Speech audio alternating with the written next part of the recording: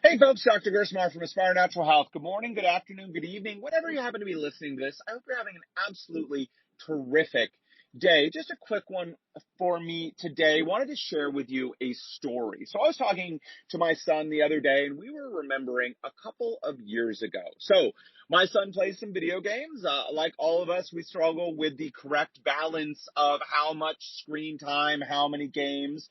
Anyway, he was playing games. This was a couple years back.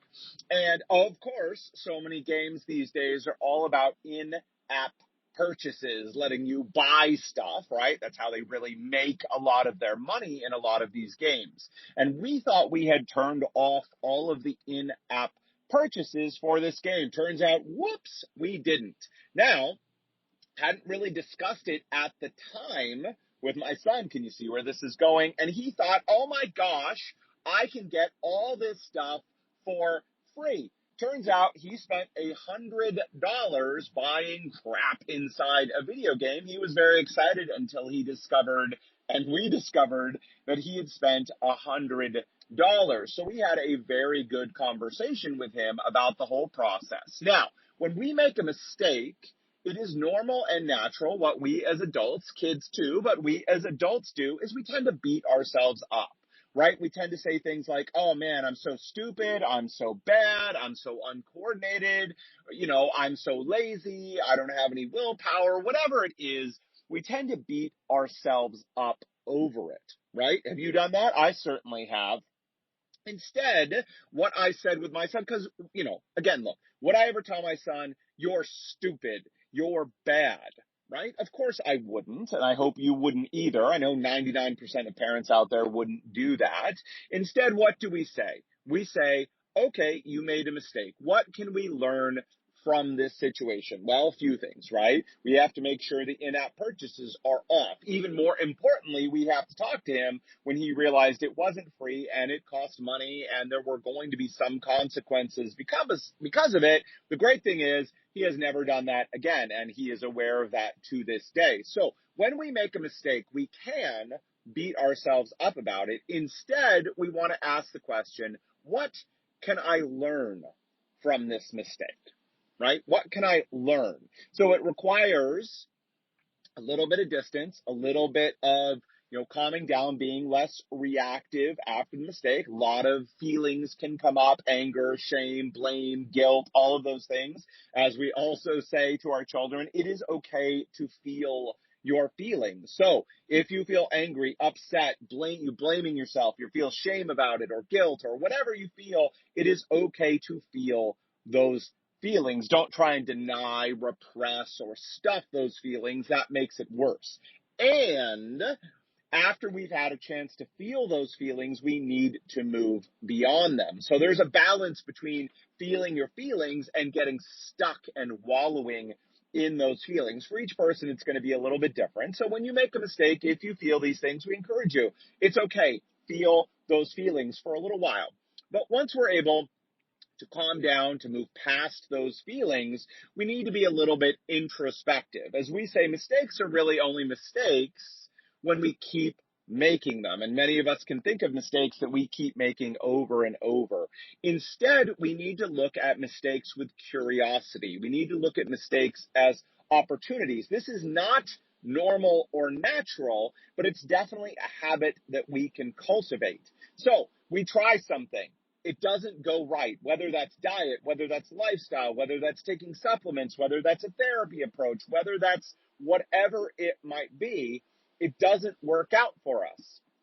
We can say, okay, what can I learn from this? Maybe it's that particular diet approach is not right for your situation, your body, whatever the case might be. Or maybe it's the way that you tried to do that didn't work for you. So the first step is identifying what didn't work for you. The second step is then taking that and saying, how can I do it differently? So assuming you still want to do the thing that you were doing in the first place. So one of the things you may discover is you didn't even want to do that in the first place. It is not appropriate for you. Great.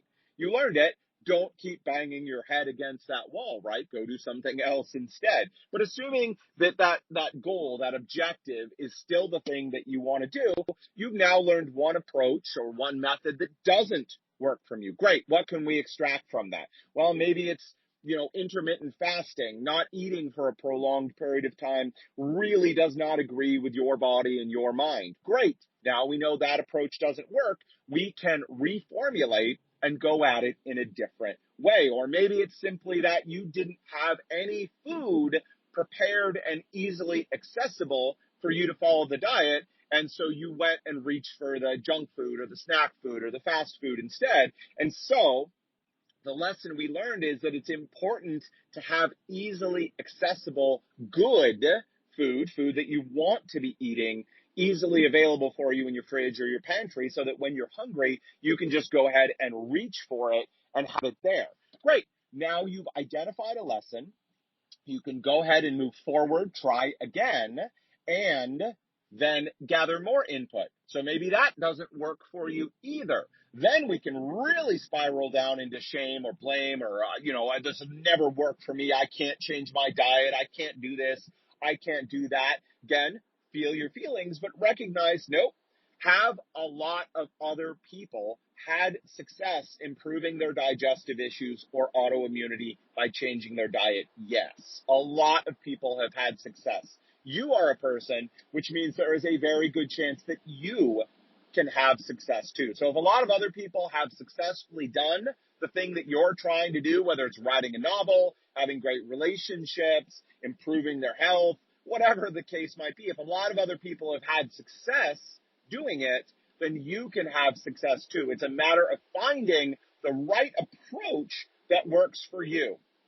And instead of expecting that we're going to find that right approach right off the bat, first thing, look, if it happens, that's great. We all love when that happens. But the reality is, right, we know that that rarely happens. Instead, the reality is we are going to fail. And often we are going to fail multiple times. And we can get down on ourselves and beat ourselves up, or we can take that failure with some curiosity as a learning lesson. We can take a few moments to critically examine it or get some help, whether that's from a great health practitioner or coach, whether that's from a loved one, a friend, a family member, whatever the case might be, who can help us look at the situation. We can sit down with a journal and write things and get a little space and clarity on it. We can figure out what went wrong. We can extract the lesson from it, and we can try again using that lesson. Now, most likely that'll work better. The reality is we may find another way that doesn't work for us. We can again repeat the process, learning and refining along the way. And by doing that, we can come to success. Now, it's not necessarily quick, easy, sexy, glamorous what we want. Of course, we want it to be quick and easy and right the first time. We want to feel great about it. I totally get that. I do too. Instead, we need to recognize the reality. A lot of times we're going to fail, and we can either choose to use that failure as a stopping point. Well, you know what? I'm just no good. It's not going to happen for me. Or we can use that failure as a learning lesson. I hope you will use that failure as a learning lesson. Talking about learning, what you need to do, your next step is to go to the website, www.aspirenaturalhealth.com/book. That's aspirenaturalhealth.com/book, and get my book. It's called The Clear Path to Health. It is the result of over 10 years of experience working with people with digestive issues and autoimmunity. It takes tens of thousands of hours of study, practice, and work with people, literally hundreds of thousands of dollars of education, training, and it takes all of that, it boils it down into the essential lessons, the essential principles that you need to stay healthy and that you need to avoid getting sick. We've had people tell us that just by reading the book and putting the information inside into practice, they have helped to transform their lives. All you need to do is go to aspirenaturalhealth.com/book and pick it up today. All right, folks, that is it for me. Until next time, take care.